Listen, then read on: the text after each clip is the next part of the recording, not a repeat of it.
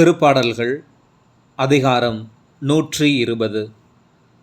உதவிக்காக மன்றாடுதல்.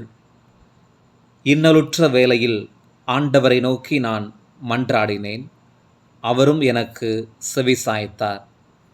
ஆண்டவரே, பொய் பேசும் வாயினின்று என்னை விடுவித்தருளும், வஞ்சக நாவினின்று என்னை காத்தருளும். வஞ்சகம் பேசும் நாவே, உனக்கு என்ன கிடைக்கும்? அதற்கு மேலும் உனக்கு என்னதான் கிடைக்கும்? வீரனின் கூரிய அம்புகளும் தணல் வீசும் கரிகளும்தாம் கிடைக்கும். ஐயோ, நான் மெசேக்கில் அந்நியனாய் வாழ்ந்தேன், கேதாரின் கூடாரங்களில் நான் தங்க நேர்ந்தது. சமாதானத்தை குலைப்பாரோடு நெடுநாள் நான் வாழ வேண்டியதாயிற்று. நான் சமாதானத்தை நாடுவேன், அதை பற்றியே பேசுவேன். ஆனால் அவர்களுக்கு போர் ஒன்றில்தான் நாட்டம். திருப்பாடல்கள் அதிகாரம் 121. நம்மை பாதுகாக்கும் ஆண்டவர். மலைகளை நோக்கி என் கண்களை உயர்த்துகின்றேன். உதவி எனக்கு எங்கிருந்து வரும்? ஆண்டவரிடமிருந்தே எனக்கு உதவி வரும்.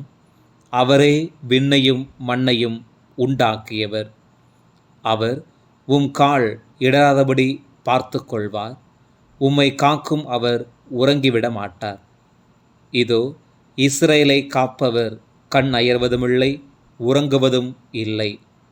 ஆண்டவரே உம்மை காக்கின்றார். அவர் உம் வலப்பக்கத்தில் உள்ளார்.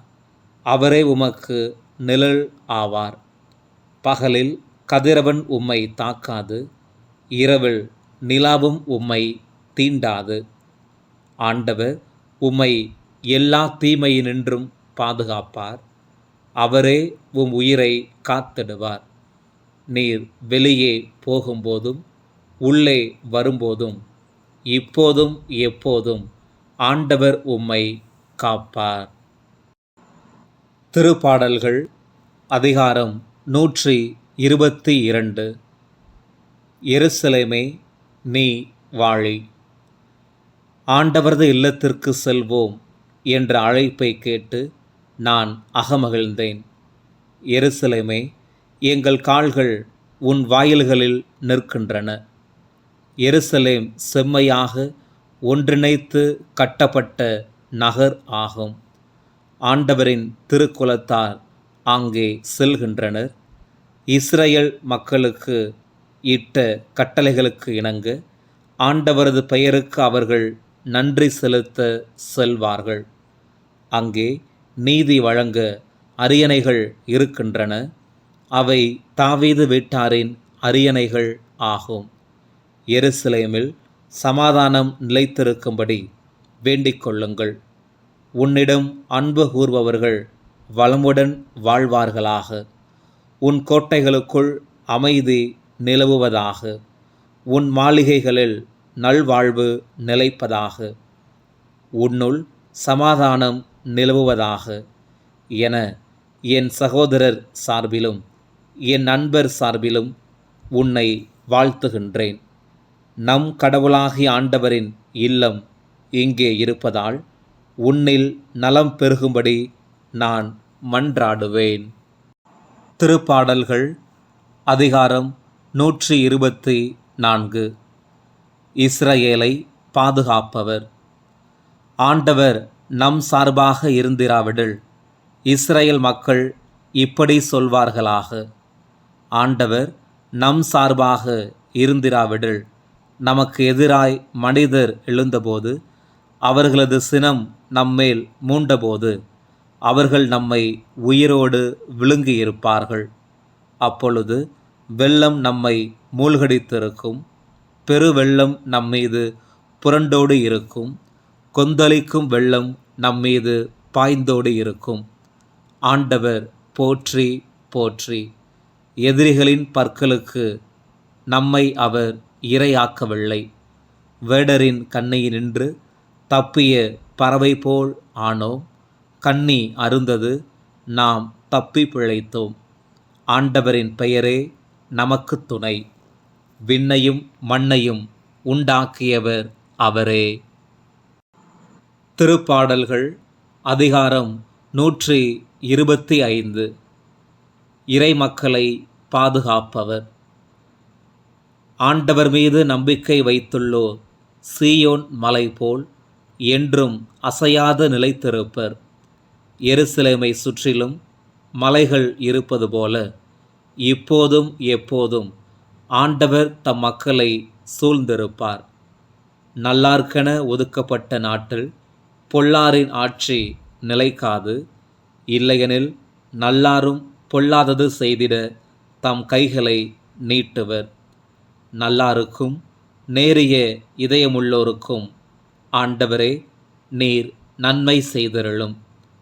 கோணல் வழியில் செல்வோரை தீயவரோடு சேர்த்து ஆண்டவர் இழுத்துச் செல்வார்.